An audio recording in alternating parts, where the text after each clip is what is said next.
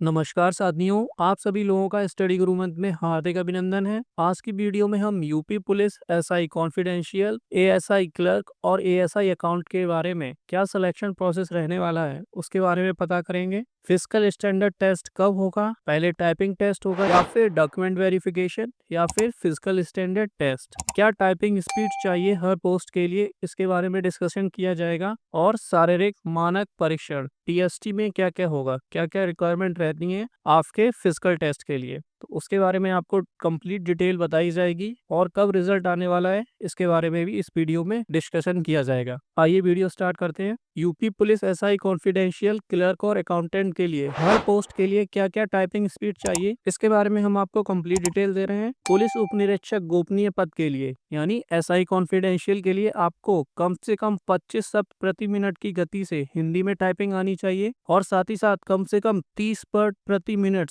की गति से आपको इंग्लिश की टाइपिंग आनी चाहिए। और एसआई कॉन्फिडेंशियल में आपको स्टेनो चाहिए और आपको स्टेनो 80 शब्द प्रति मिनट की गति से हिंदी आशुलिपि श्रुतिलेख स्टेनो आनी चाहिए और आपकी टाइपिंग रहनी चाहिए 80 वर्ड्स पर मिनट। पुलिस सहायक उप निरीक्षक लिपिक पद के लिए एएसआई क्लर्क के लिए आपको कम से कम 25 शब्द प्रति मिनट की गति से हिंदी की टाइपिंग आनी चाहिए और कम से कम 30 वर्ड्स प्रति मिनट की गति से आपको इंग्लिश की टाइपिंग आनी चाहिए। अगर बात की जाए पुलिस सहायक उप निरीक्षक लेखा पद के लिए एएसआई अकाउंटेंट के लिए आपको कम से कम 15 वर्ड्स प्रति मिनट की गति से हिंदी की टाइपिंग आनी चाहिए और इसमें इंग्लिश की टाइपिंग नहीं मांगी गई है। तो सबसे कम आपकी टाइपिंग रहेगी एएसआई अकाउंटेंट में, जिसमें आपको 15 वर्ड्स प्रति मिनट की गति से हिंदी की टाइपिंग करनी है। एएसआई क्लर्क के लिए आपको 25 शब्द प्रति मिनट की गति से हिंदी की टाइपिंग और 30 शब्द प्रति मिनट की गति से इंग्लिश की टाइपिंग। और एसआई कॉन्फिडेंशियल में आपको 25 शब्द प्रति मिनट की गति से हिंदी की टाइपिंग और 30 शब्द प्रति मिनट की गति से इंग्लिश की टाइपिंग आनी चाहिए और साथ ही साथ आपको स्टेनो आनी चाहिए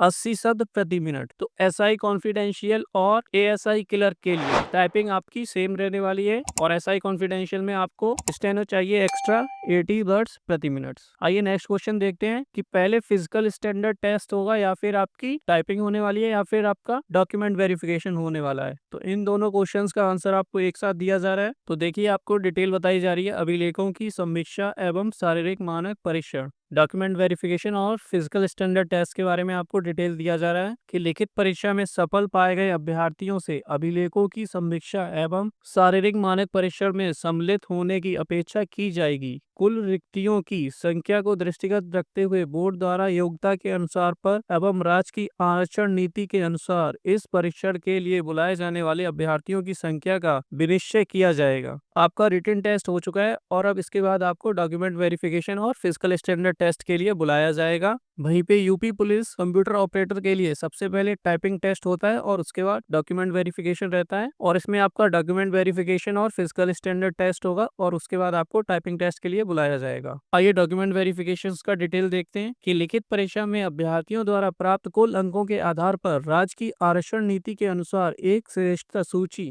तैयार की जाएगी। इस श्रेष्ठता सूची में स्थान प्राप्त करने वाले अभ्यर्थियों को पात्रता आयु में शिथिलता, अभ्यर्थियों द्वारा अपनी आरक्षण श्रेणी के दावे की पुष्टि करने वाले अभिलेखीय प्रमाण पत्र, अनिवार्य एवं अधिमानी अर्ह आदि के संबंध में सुसंगत अभिलेखों के द्वारा अभिलेखों की समीक्षा एवं शारीरिक मानक परीक्षण दल के समक्ष उनके अभिलेखों की समीक्षा एवं शारीरिक मानक परीक्षण के लिए बुलाया जाएगा, जिसके संबंध में बोर्ड की वेबसाइट के माध्यम से सूचना अभ्यर्थियों के लिए प्रदर्शित की जाएगी व अभ्यर्थी अपना प्रवेश पत्र बोर्ड की वेबसाइट से डाउनलोड कर सकेंगे। तो आपको डॉक्यूमेंट वेरिफिकेशन में जो भी आपने रिजर्वेशन के लिए सर्टिफिकेट लगाया है उस सर्टिफिकेट को आपको दिखाना पड़ेगा और साथ ही साथ अदर डॉक्यूमेंट्स भी आपके वेरीफाइड किए जाएंगे कि जो आपने डिटेल प्रोवाइड की गई है वो 100% एक्यूरेट है या फिर नहीं। डॉक्यूमेंट वेरिफिकेशन होने के बाद फिर आपको फिजिकल स्टैंडर्ड टेस्ट के लिए बुलाया जाएगा। तो आपका फिजिकल स्टैंडर्ड टेस्ट कब होगा और टाइपिंग टेस्ट पहले होगा या डीबी या फिर पीएसटी, ये वाला क्वेश्चन आपका क्लियर हो चुका है।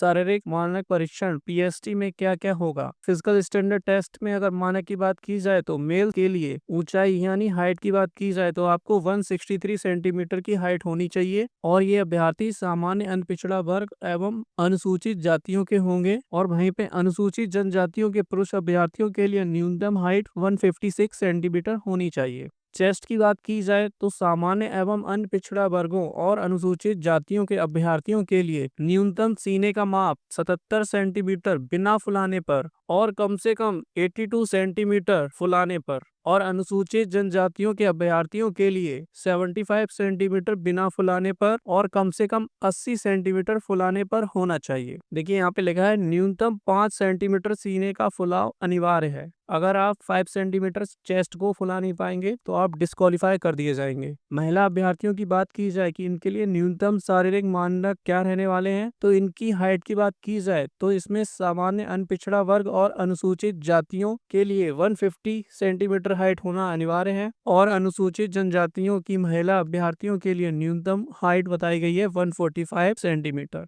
महिलाओं के अगर वजन की बात की जाए तो इनका न्यूनतम वेट 40 किलोग्राम रहना चाहिए।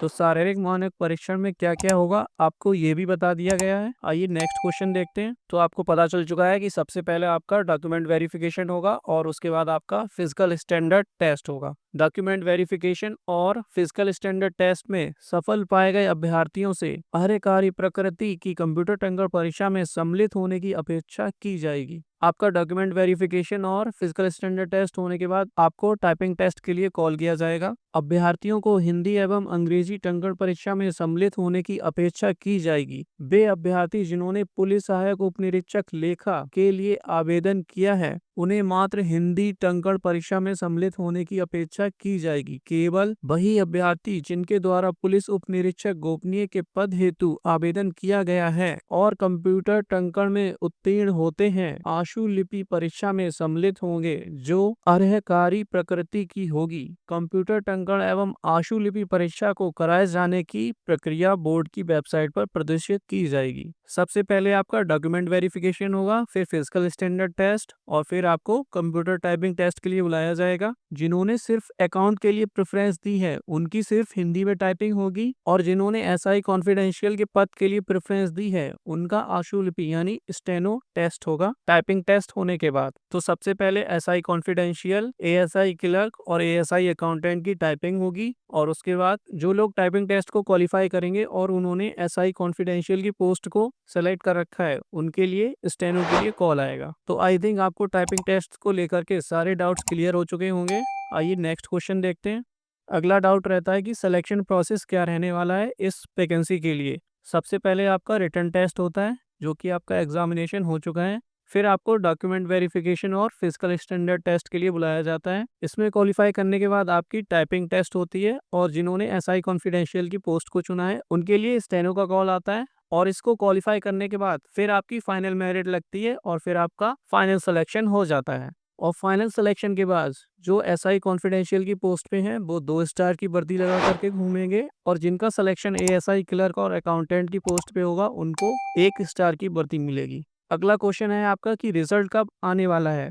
UP police SI confidential, ASI clerk और एएसआई अकाउंटेंट का रिजल्ट टाइपिंग टेस्ट के लिए आपको जनवरी में देखने को मिलेगा।